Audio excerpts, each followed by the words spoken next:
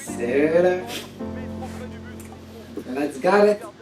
Je pense que c'est le moment de se prendre les billets. Direction la Guyane. Thibaut J. Et Nathan Chili. Ah, faut la carte bleue. On prend la tienne?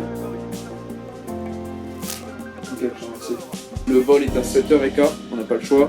Sauf que la veille, on est censé aller filmer un DJ à la Feria de Arles. Ça va finir à pas d'heure cette histoire.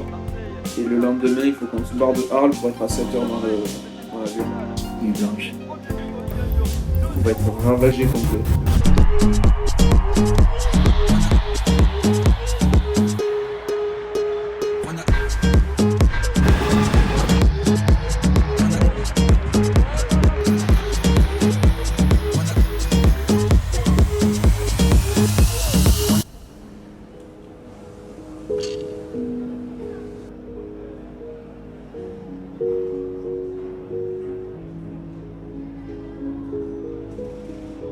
Éclaté.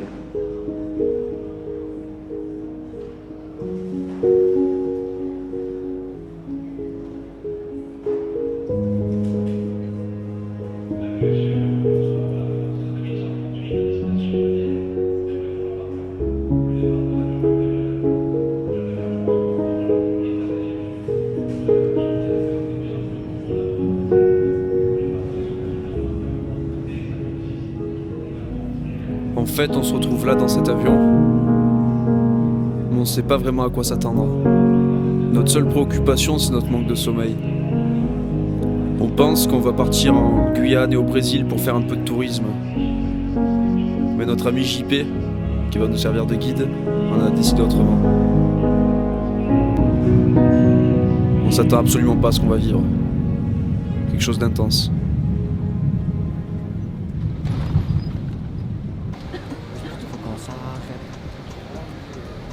Je t'avais mis sentir ma mallette. Thibaut et sa dégaine. Son bob, ses lunettes. Il a posé le pied en Guyane. 30 secondes plus tard, il était déjà dans le bureau de la douane. C'est bon, libérable. Qu'est-ce qui t'est arrivé? Alors le sang, ça va quoi? Faux. Ouais. Ah, ils m'ont posé 10 000 questions. Ils m'ont posé 10 000 questions. My God. Putain, ils m'ont arrêté cash les condés. Tu as vu ta tronche gros? Quoi, elle est belle ma tronche. Regardez-le derrière la caméra. Normal Ah, pas je qu'il se fasse comprends pas pourquoi je me suis fait arrêter. Pourquoi ils m'arrêtent cash? Ah, ils m'ont dit quoi? C'est normal non? À peine posé le pied à Cayenne, il fallait déjà prendre la voiture pour partir en direction du nord de la Guyane. On était parti pour 3 heures de route, vers Saint-Laurent-du-Maroni. Nous nous sommes arrêtés sur le bord de la route pour voir un animal très rare. Le Kunyamamao. C'est une Kunyamamao ça? Ça, c'est un Kunyamamao. Incroyable. Très très rare. Bon, malheureusement, il est décédé là. Je me suis fait piquer juste ici à l'instant là. Oh, tu as un t-shirt de l'OM toi? Mamaï. Tu es venu ici avec un t-shirt de l'OM? Je suis venu ici avec 10 t-shirts de l'OM. Un pour chaque jour. Ah putain, je viens de me faire piquer. Bon, on va se barrer. C'est même plus des virages, gros, ils font 190 degrés. Tout à l'heure, on était à fond, comme ça, on n'y voyait rien chier, du coup, au milieu de la route. On a fait un pilonnage d'urgence. J'ai eu peur. On va boire un petit coup là chez ma famille, donc ça va nous remonter le moral. Bon, à votre séjour, à votre bonheur. Santé. À la santé, la famille. Un peu de crudité quand même. Ça c'est une espèce de salade de pommes de terre, mais avec des condiments d'ici. Ça s'appelle des lumpias ça. Et la viande hachée, des légumes. Après avoir bien profité de ma famille, avec Thibaut et JP, on a repris la voiture en direction de la base militaire de Saint-Jean-du-Maroni, là où JP allait nous héberger pour quelques jours. Mais tout juste arrivé, Thibaut commençait déjà à faire des conneries. Ah pourquoi ça fait chauffer que j'ai fait ça? Ah ouais, ça fait un peu chauffer. Ah ouais? Ah ouais, parfait. Pourquoi ça fait chauffer? Parce que en fait, tu fais ça quand t'as un chapeau.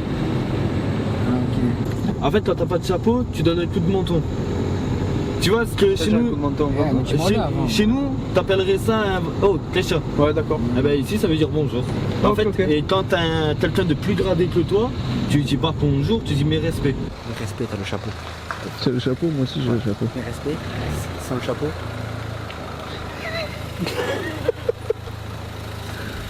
Ça veut dire salam les frères, mais en armée. Mais respect. Mais respect. Ah, il a du couscous comme ça en boisson? Je vais t'enculer. C'est quoi ça, cette boisson? Ah, c'est pas une boisson, il y a marqué couscous. C'était con, quoi, c'est une boîte. Ah, ouais, Ici, en fait, tout ce qui est ouvert, faut le mettre au frais. ok. Donc, t'es une tarpin long, tarpin chaude. En fait, là, t'as une tête de légionnaire comme ça avec ta Sur ma vie, je suis bien comme ça. Le lendemain, on partait en direction du marché. On a pu goûter aux saveurs locales, découvrir plein de choses, des fruits, des légumes.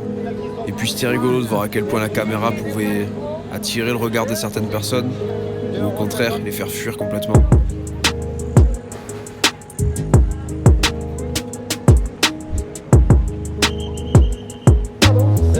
Oui, ouais, on est allé là-bas. Ouais. Jusqu'à présent, tout allait bien. On se trouvait déjà très dépaysé en Guyane.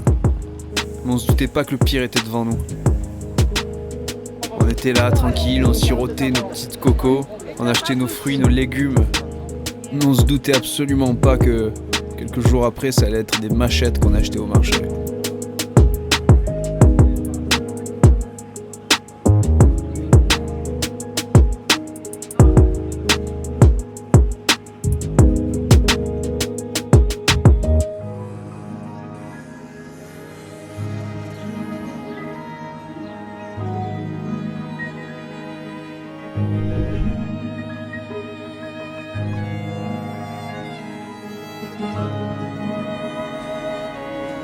Après avoir fait toutes nos courses au marché, on avait tout ce qu'il fallait pour préparer un bon petit-déj. Donc on s'est à nouveau invité chez ma famille. Ils nous ont fait découvrir plein de choses. On a pu boire du wassaï, du chocolat créole. On avait besoin de force, quoi. Parce que quelques heures après, on partait en direction de la plage d'Awala pour aller voir les tortues.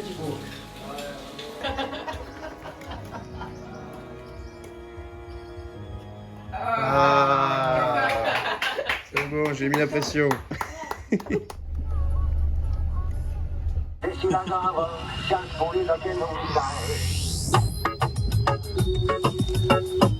Massilia Sound System. Bisous. On va passer un dimanche en famille, en famille. Mademoiselle, les yeux rivés sur le phare se sentent plus belles.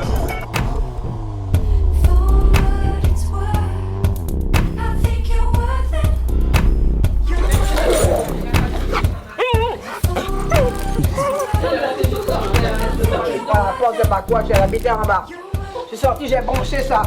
Ils étaient au moins 5. Ils ont couru, hein. Il n'y a rien, ça fonctionne pas, mais...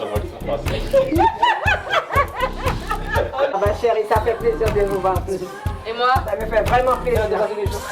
Quand tu reviens de Marseille, ramène-moi un tricot comme ça, marqué Marseille. Ok. Marseille, c'est bon, oui. Ça fait plaisir, vraiment plaisir de voir tout le monde. Qu'est-ce qui se passe?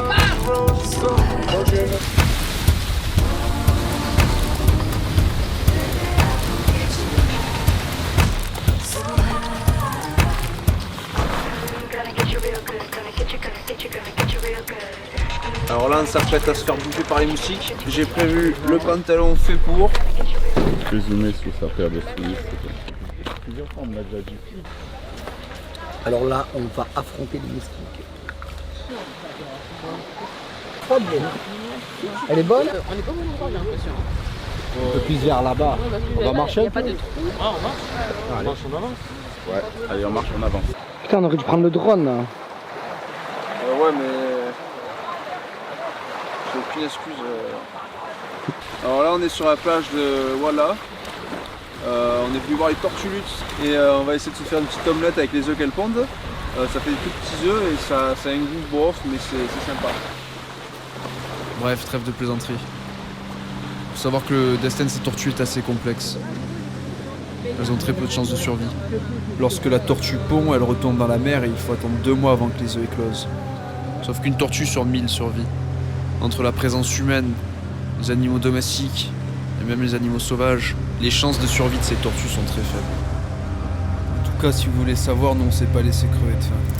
J'ai ramassé quelques cocos sur l'arbre et puis on s'est ouverte à la machette. Ça nous a donné un peu de force pour continuer la rando pour trouver des tortues. Voilà, hein, je vous fais juste cette petite vidéo pour que vous puissiez vous rendre compte à quel point il fait noir. À quel point on n'a vu aucune tortue.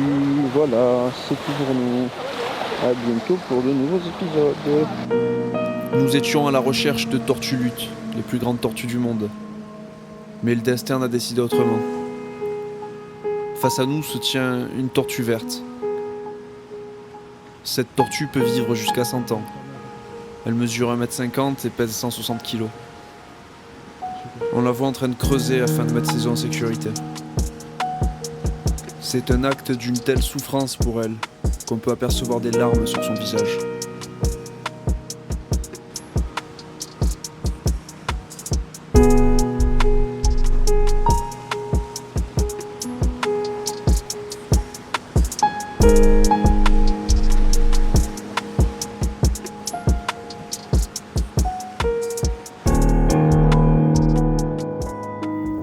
C'est là que tout allait commencer à se corser.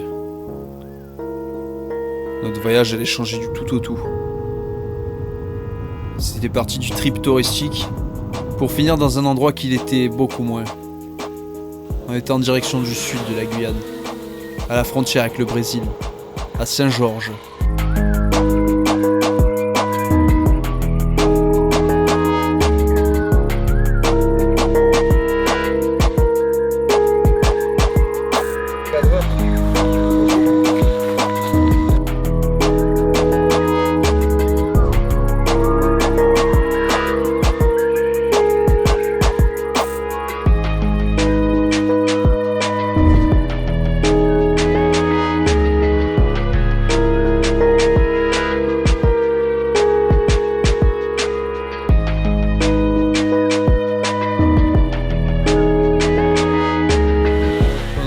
Ces images, il y a une voiture qui s'est arrêtée sur le côté. C'était une voiture lambda, une espèce de bagnole d'Amazonie quoi. Et puis elle s'est arrêtée à mon niveau et m'a demandé ce que je faisais, donc j'ai dit je suis en train de faire voler un drone. Je réponds. Et à l'intérieur il y avait 3 personnes et en fait c'était des gendarmes. Et ils se questionnaient vachement sur nos intentions. Ils me voyaient avec un drone, je suis pas loin du barrage de la gendarmerie. Au milieu de l'Amazonie, là où il y a un cours d'eau, donc ils pensaient peut-être qu'on attendait quelque chose, un colis ou quelque chose venant d'un bateau. Donc ils étaient assez inquiets, ils nous parlaient assez mal. Donc on a répondu jusqu'à va répondre et on a essayé de pas rester trop longtemps. Et le temps de faire descendre le drone et de repartir, ils se sont arrêtés à nouveau à côté de nous. Nous ont encore un peu emmerdés et on a compris qu'on n'avait rien à faire là, donc on s'est vite barré. Là c'est mon premier stick que je colle en Amazonie les gars. Enfin vite avec Thibaut, c'est jamais vraiment trop rapide. Bon, on y retourne parce que les... Les gendarmes ils nous suivent depuis tout à l'heure. Ils veulent nous faire un contrôle de routine en fait. On a déjà fait 2 contrôles de routine. Et comme on a pris la voiture, on est à l'arrêt en fait. Je vous explique tout, on est à l'arrêt. On est en train de faire des images de drone, ils sont venus, ils nous ont contrôlé 1 fois, 2 fois. Et là on a pris la voiture, on est parti direction l'Oyapock. Sauf que les gendarmes ils nous suivent depuis bien un quart d'heure maintenant.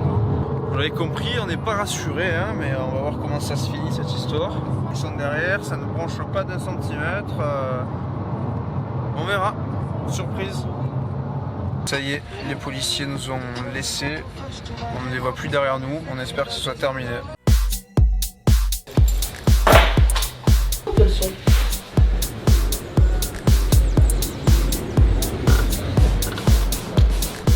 Alors là, on est sur l'Oyapock, dans l'Amazonie. Et là, on traverse également pour aller au Brésil.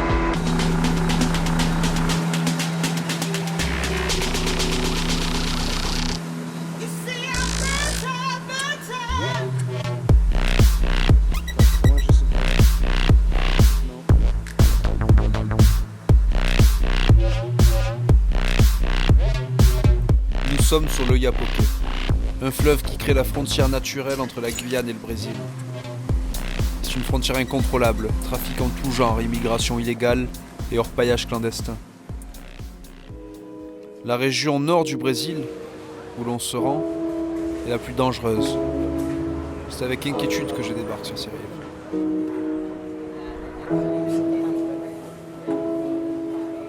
Tu prends tout ça ?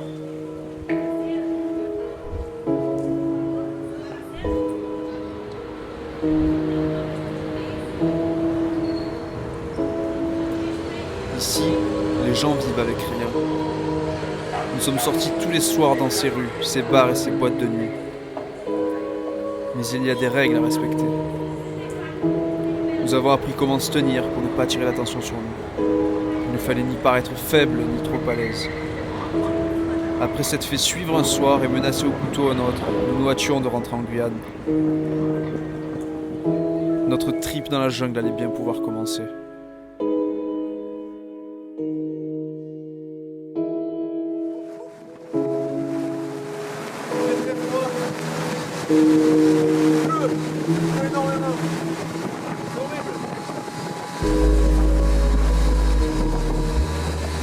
Bon, on est un peu mouillé quand même, hein? Non, à peine. Juste de quoi rafraîchir en fait. C'est trempe.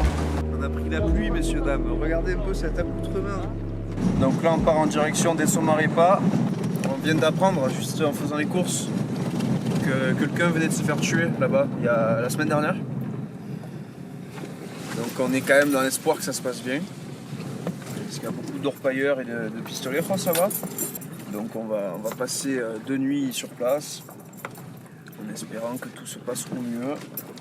Là on est quand même préparé pour y aller, on a pris ce qu'il fallait. Alors JP, il faut savoir que c'est le genre de personne que quand il a appris qu'il y a un mec qui s'est fait tuer la semaine dernière, le vendeur lui a dit: vous avez des fusils au moins? Et JP a dit oui, on a tout ce qu'il faut. Parce qu'il avait peur de passer pour un blaireau. Sauf qu'on a absolument pas tout ce qu'il faut, non, on a rien. Donc on a des machettes en fait, c'est tout. D'après ce qu'il m'a dit aussi, donc ça peut arriver fréquemment des attaques au couteau et un peu plus rarement des gens qui se font tirer dessus. C'est pas pour tuer qu'ils tirent, c'est pour faire peur. Si jamais on reçoit des balles, on mourra pas quoi. Donc voilà, c'est avec ça qu'on se rassure. Puisqu'ils tirent dessus, ils nous tirent dessus pas pour nous tuer mais pour nous faire peur. Donc, et là c'est là où ça se complique sur la route, vous voyez. C'est là où ça devient vraiment un petit bordel sans nom, quoi. Le Carbet vers lequel on va pour passer nos nuits est un lieu interdit d'accès désormais. À l'époque, c'était un peu le paradis sur Terre. Sauf que ça a été fermé à cause de l'écroulement de l'un d'entre eux. Une femme y a perdu la vie, elle et le bébé qu'elle portait dans son ventre. C'est pourquoi plus personne ne vient ici. L'endroit est délabré et dangereux.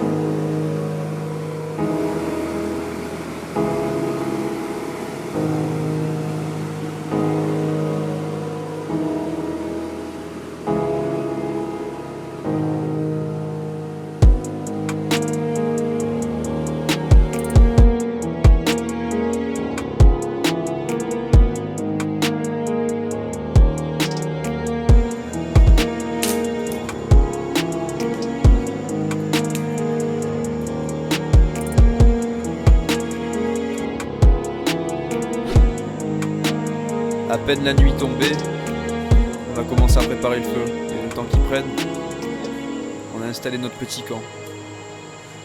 Moi, je m'étais acheté un hamac en France, mais Thibaut, lui, non. Il a préféré en prendre un à Oyapok direct. Du coup, on les a installés. JP nous a montré une technique pour faire des nœuds qui se défont rapidement. Et puis une fois monté, on s'est foutu dedans. Tu es où? Oh!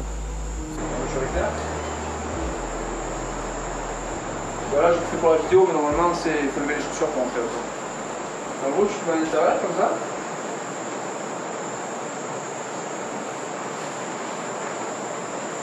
Et là, tu viens tout délicatement refermer la fermeture éclair, tu vois. Et là, il n'y a pas une seule fourmi qui vient me faire chier, pas un seul moustique. Alors là, Nathan est en train d'essayer de faire une grille pour le feu. L'endroit où on dort, il n'est pas du tout rassurant. Je sais pas si vous voyez. Mais c'est interdit de dormir ici car la maison est hantée par des fantômes. God.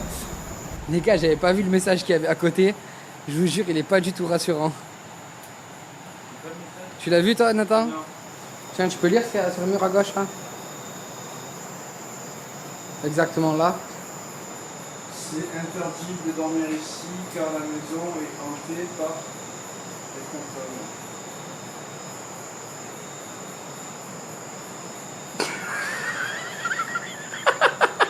Il manquait que ça, c'est tout ce qui manquait. Le surnaturel, parce que le surnaturel nous faisait même pas peur, on n'y pensait même pas. Ouais. Il y avait tellement autre chose qui nous faisait Il y a tellement de choses. Non.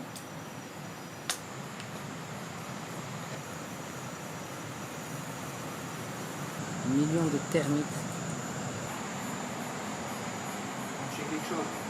On tient quelque chose de ouf. Là, j'avoue que j'étais très fier de leur montrer la grille que mon père m'avait appris à faire en bivouac. J'ai toujours fait beaucoup de bivouac dans les Pyrénées. C'est la rivière, hein. Et là, bon, c'était l'Amazonie, c'était un level au-dessus. Ouais. Mais j'avais pas perdu la même pour faire les Je grilles. viens poser ça sur le feu. Et vu que c'est vert, ça brûlera pas. Attends. Ouais, bon là il y a une petite flamme, tu vois. Attends que les flammes s'enlèvent. On peut les garder jusqu'à demain. Meilleur que les restos de Paramaribo. Putain, on n'a pas de couvert, les gars, c'est la chienneté jusqu'au bout. Petite saucisse de Strasbourg au poulet. Hein. Bon appétit. Merci beaucoup. Très bien. Regardez là. Chez moi là.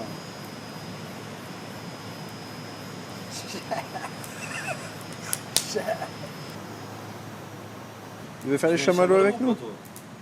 Ah, le bon bâton, frérot. C'est pas le bâton pour les chamallows, ça. On passait du bon temps. Ah, tu veux pas un chamallow? On oubliait presque les risques qui étaient face à nous. Voilà. Mais l'arrivée d'une pirogue juste en face de nous Ah ouais, nous a ramené à la bon, ça réalité. vous fait ça. Il y a une pirogue. Je la vois, elle est juste devant. Comment ça, juste devant? Juste devant? Ouais, juste devant. Non, je l'ai pas le mien. J'ai pas le mien.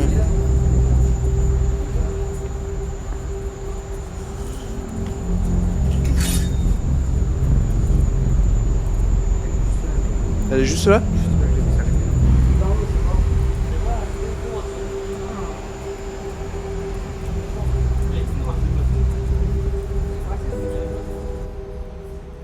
Après ce coup de stress, on n'a vraiment pas tardé à aller se coucher. On s'allumait nos cigares et puis on s'est endormi. Vous pouvez pas imaginer le bonheur que c'est de se réveiller le matin et de se dire c'est bon les gars. On a passé notre première nuit tranquille, il nous est rien arrivé. Donc on a pris notre petit déj et on a enchaîné sur notre deuxième journée dans l'Amazonie. Petite fourmi rouge. Le plus petit, brûler la peau. Et bon, ça commence, ça te fait des cloques. Les plus grosses, elles vont juste te mordre. Bien fort.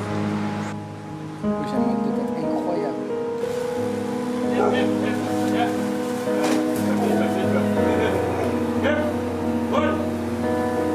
jamais réussir à terre.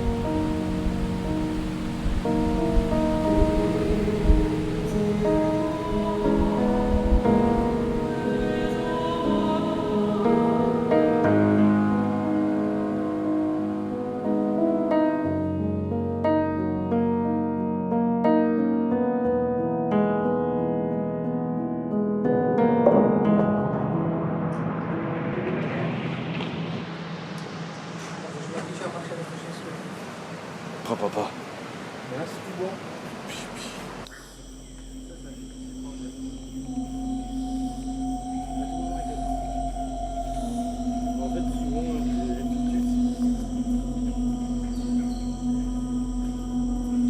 suis déjà trempé. J'en peux plus. Il nous reste 4h30 de route. À pied.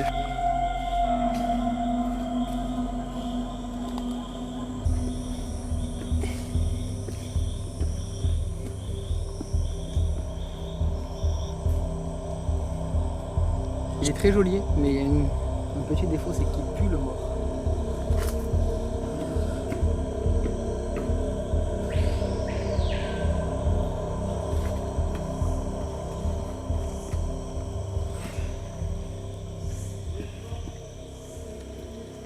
Pour faire un petit récap rapide. Ouais. Là on est sur le sentier, on était sur un sentier qui est bloqué par tous ces arbres. Du coup on a dû passer par le centre complet de la forêt, donc on doit traverser, faire attention aux serpents, en bas, en haut.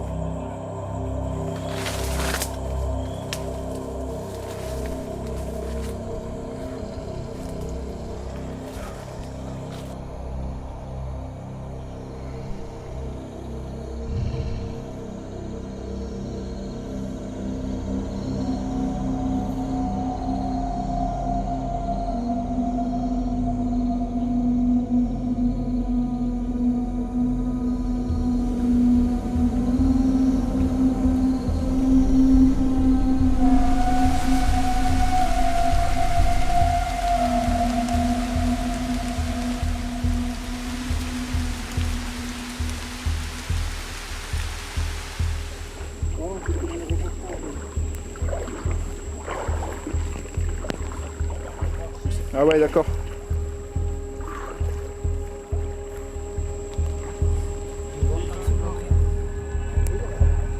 Là, c'est n'importe quoi. On va avancer en vitesse. On se reste groupés tous les trois. On est gros, on fait du bruit. Il n'y a rien qui va attaquer. Ok ?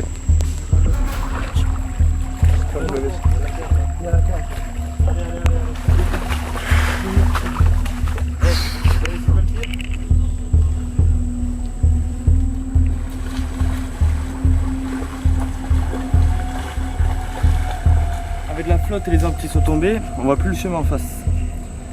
On n'a pas de téléphone satellite, personne n'est au courant de là où on est et de ce qu'on fait. On a assez à manger et à boire pour 2 jours certes, mais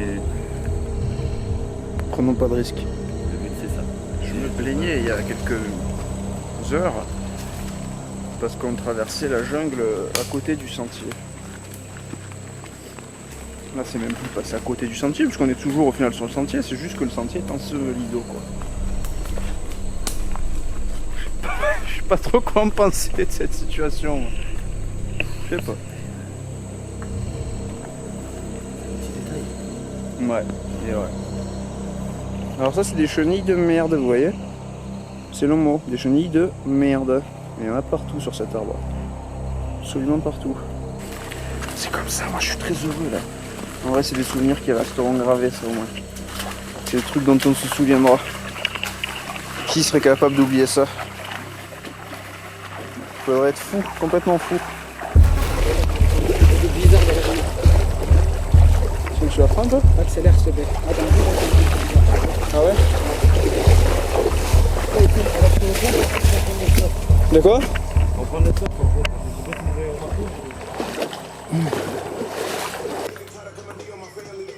Je veux pas dire, mais on était quand même assez heureux de rentrer. Ça n'a pas été une chose simple, hein, cette balade dans la jungle, au milieu des serpents, des caïmans. Ouais, une expérience. Donc ce soir, on s'est fait des chamallows, un peu de sucrerie pour oublier tout ça. Et puis on s'est dit, pourquoi pas se faire un petit freestyle. 50 € le hamac, j'achète. Je sors pas sans ma machette. Oh, chaud, Yeah, on est parti se balader. C'était sombre, la pluie commençait à tomber. C'était l'ombre, on savait plus où se mettre. Sous des arbres, sous des feuilles, sous des bois, on sait pas gros. On est marché sur un pont, il était enseveli d'eau. On a voulu traverser mais le chien a commencé à se noyer. On sait pas où se mettre, on sait pas où aller. Y'a des boas partout, des caïmans, des alligators gros. À toi, hey. Hey, hey, ici j'ai appris à couper du bois. Ce soir, je vais manger un bon boa. Ici j'ai appris à couper du bois. manger un bon bois. Ouais, ce soir il a appris à couper du bois, mais il va dormir avec des cloques sur les doigts. Hey, est-ce que tu kiffes mon single? Est-ce que tu kiffes mon single? Il est en direct de la jungle, en direct de la jungle.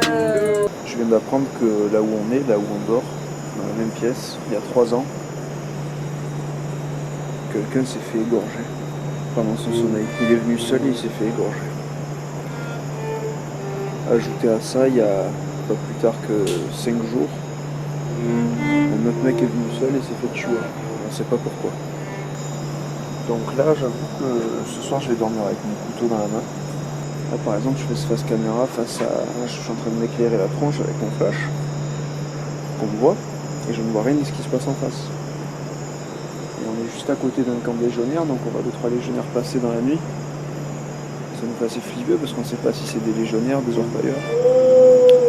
Et après toutes les histoires qu'on a entendues, on est vraiment sur le qui-vive, quoi. On peut déjà placer les lits en fonction des ouvertures de portes, des fenêtres. Et on essaie de réfléchir si jamais on part là, si jamais quelqu'un rentre par là, comment on réagit, qu'est-ce qu'on fait.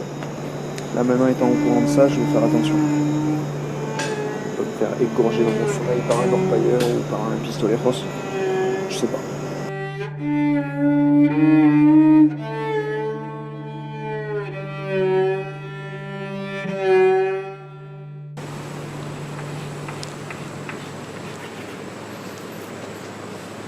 Ce matin, j'étais tranquillement en train de faire un tag sur la devanture pour montrer d'où on venait, tu vois. Je marquais à l'OM. Là, il y a un mec qui me tape sur l'épaule.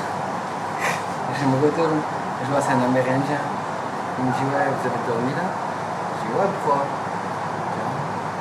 Combien de temps? Je dis 2 jours. Il me dit ah. Il me dit vous partez quand? Je dis tout à l'heure là. Il me dit ah. Il me dit putain, courage. Avec d'ici, tu connais courage de dormir ici. Après avoir tenté le diable dans la jungle, on a récupéré la voiture et on est vite reparti. C'était assez éprouvant comme sensation, le fait de quitter la jungle.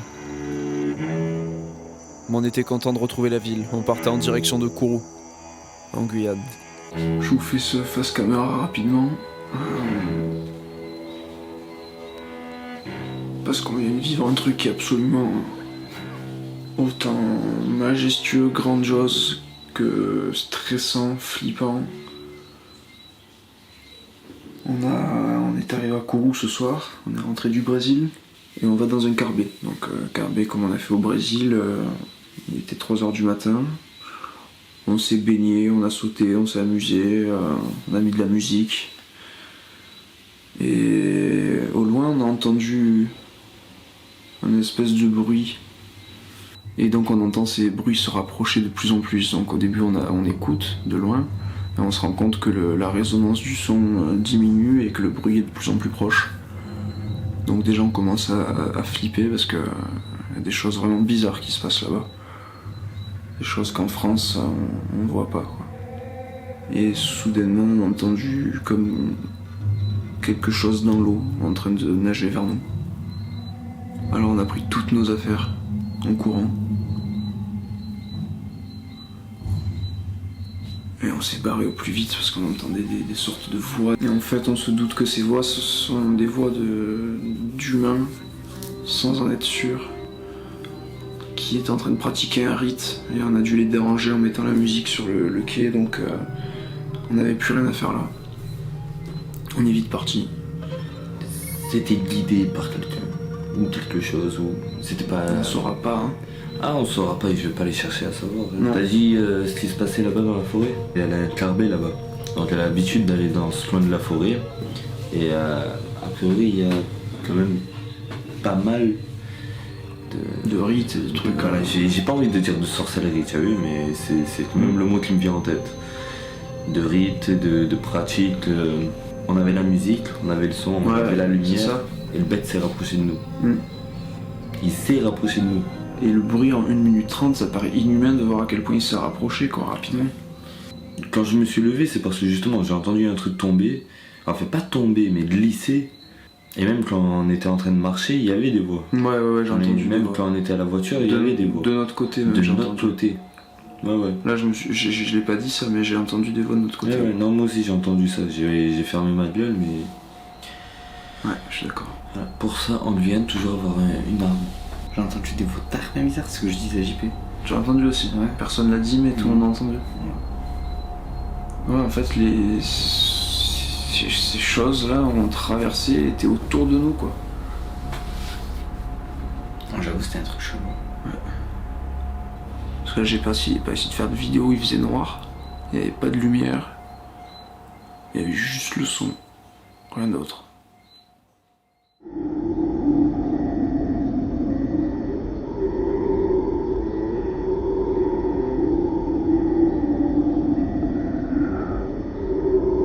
Ça se rapproche.